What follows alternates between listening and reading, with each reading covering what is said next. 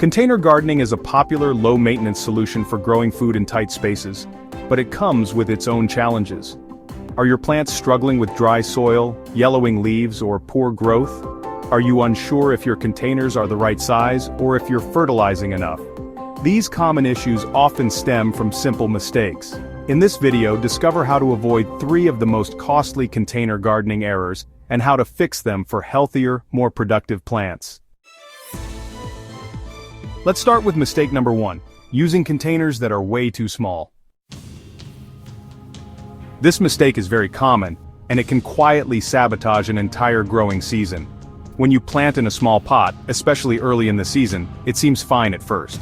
But fast forward 6 to 8 weeks, and those roots are packed in tight, water is evaporating rapidly in the heat, and you're stuck watering every single day, sometimes twice. This is especially true with fabric grow bags, which dry out even faster. On top of that, small containers simply can't hold enough nutrients to keep up with fast-growing annuals like tomatoes, squash, and cucumbers. So what's the fix? For annual vegetables, the minimum size you should be using is a 20-gallon container. If you can go up to 25 or even 35 gallons, even better. The larger the container, the more water and nutrients it can store, which means fewer problems for you and less maintenance as the summer heat ramps up. It's one of those changes that pays off massively just a few weeks down the line. Now let's move into mistake number 2, using the wrong type of container. A lot of gardeners assume grow bags and hard nursery pots are interchangeable, but that's simply not the case. Your climate and your planting goals should determine which one you choose. In humid, rainy climates like here in the southeast, fabric grow bags are great for annuals. They provide excellent drainage, prevent root rot during storms, and offer superior root aeration. But in hot, dry climates like much of the western United States, those same benefits turn into drawbacks. Grow bags dry out too fast, leading to constant watering and stressed-out plants.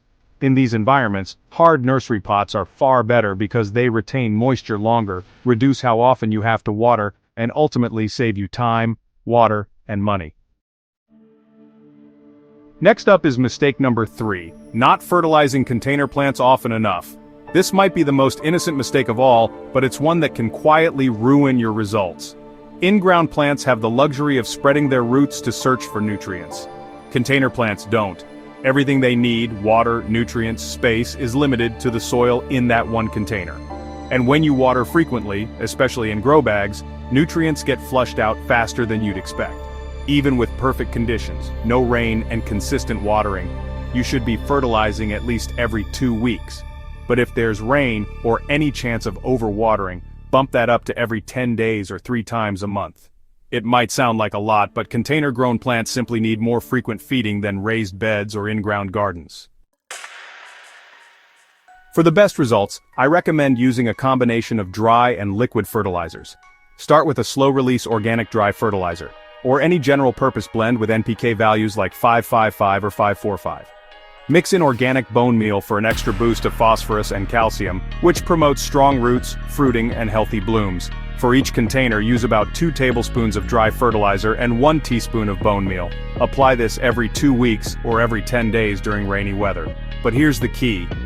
Dry fertilizer takes time to break down. So if you're counting on quick results, you'll want to plan ahead or pair it with a fast-acting liquid boost. So, to recap, make sure your containers are big enough for the plant's future size, not just today's seedling. Choose container types based on your climate and whether you're growing annuals or perennials. And lastly, fertilize more frequently than you think, using both dry and liquid nutrients to keep your container garden thriving. And don't forget, this is just the start. This video is part of a full series on container gardening mistakes, and each one is packed with tips that can completely change how your garden grows. So make sure to like, subscribe, and stay tuned for the next episode in the series.